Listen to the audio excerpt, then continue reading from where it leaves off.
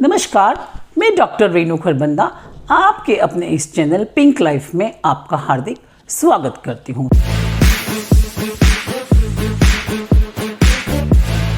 सबसे पहले मैं आपको धन्यवाद करना चाहती हूँ कि आप अपने कमेंट्स के माध्यम से बहुत समर्थन करते हुए मेरे मनोबल को ऊंचा उठाते हैं। और आज का जो विषय है बहुत ही इम्पॉर्टेंट टर्म एम्पैथी पर बात करने जा रहे हैं। ये एम्पैथी मीन्स यानी समानुभूति। बिलीव इट और not, now these days empathy is a super power, यानी ये एक ऐसी स्किल है। What is empathy? I am telling you, empathy एक ऐसी स्किल है, समानुभूति एक ऐसी स्किल है जिसमें हम अपने आप को, अपने सामने वाले जिस परिस्थिति से गुजर रहा है, हम अपने आप को उसके जूते में पांव डालकर देखते हैं कि उस पर क्या बीत रहा है और उसकी उस परिस्थिति से अवगत होते हुए उसका साथ भी देने का हम बल रखते हैं। ये एम्पैथी की भावना ये कोई चारित्रिक गुण है, कोई योग्यता नहीं है। कई लोगों में जेनेटिक होता है और कुछ लोग इसे अपने आप में पनपा कर यानी अपने आप को इसके प्रति ट्रेन करते हैं ताकि वो समाज में उन्नति के मार्ग को प्रशस्त अपना आगे बढ़ते चले जाएं।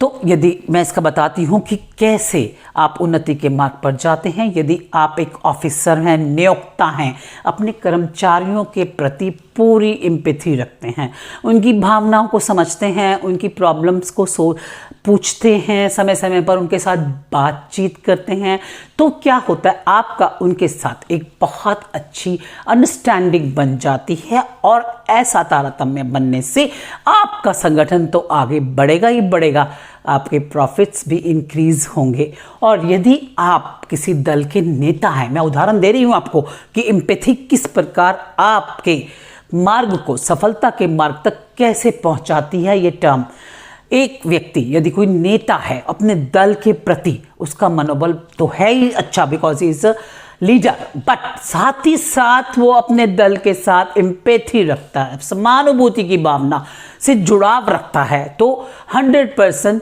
वो आगे चलकर एक महान नेता के रूप में उभर कर सामने आता है। यही नहीं, जिन लोगों में समानुभूति एम्पैथी होती है वो बच्चों के हृदय पर और वृद्ध व्यक्तियों के हृदय पर भी राज करते हैं और सबके लिए समाज में एक अच्छी छाप छोड़ देते हैं। वह बहुत ही अच्छा इंसान है, इस तरह के टाइटल उसको मिलते हैं। ये तो है यदि हम पशु पक्षियों के प्रति भी ये रखते हैं भावना, संवेदना की भावना, और उनकी प्रॉब्लम्स को समझते हैं, अंडरस्टैंड करते हैं, उनके सिर पर प्यार से हाथ फेरते हैं, तो हमारा जुड़ाव उनसे भी हो जाता है।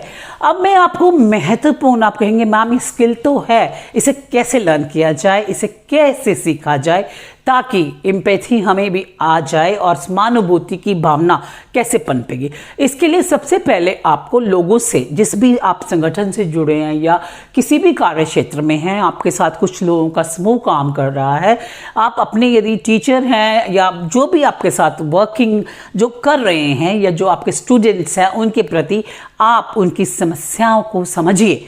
बातचीत यानी कम्युनिकेशन स्किल यहाँ पे बहुत काम करेगा, क्योंकि उसी के माध्यम से आप समझ पाएंगे कि वो आपको क्या बताते हैं। और उनकी शेयरिंग, नेक्स्ट पॉइंट यहीं से निकल कर आता है, जब वो आपके साथ अपनी प्रॉब्लम्स की शेयरिंग करते हैं और उसके बदले में आपको उनको सपोर्ट करना है, यही एम्पैथी है। यानी आपने उनकी प्रॉब्लम्स को समझा, अच्छे से समझा, आत्मग्रहण किया और उसका या तो आप उसका हल बताएंगे या आप शारीरिक तौर पर, मानसिक तौर पर, इवन फाइनेंशियली अगर वो किसी तरह का मार्गदर्शन चाहते हैं तो यू आर रेडी, आप उसके लिए तत्पर हैं, मदद के लिए तत्पर हैं। यहीं पर एम्पैथी आ जाती है। तो अंत में मैं ये कहना चाहती हूँ कि मानव जीवन अनमोल है। इसी भावना से हमें सभी को, अगर हम समाज में रहते हैं तो सभी के साथ मिलजुल कर एम्पैथी की भावना को ज़्यादा अच्छे से ओतप्रोत रहना चाहिए उससे, ताकि हम लोगों की मदद कर सके और उनके किसी काम आ सकें।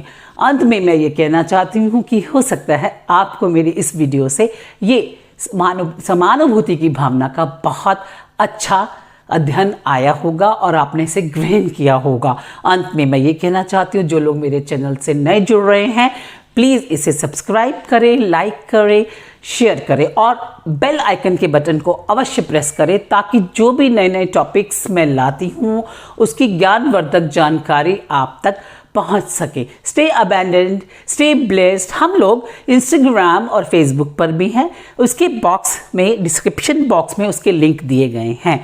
Thank you so much.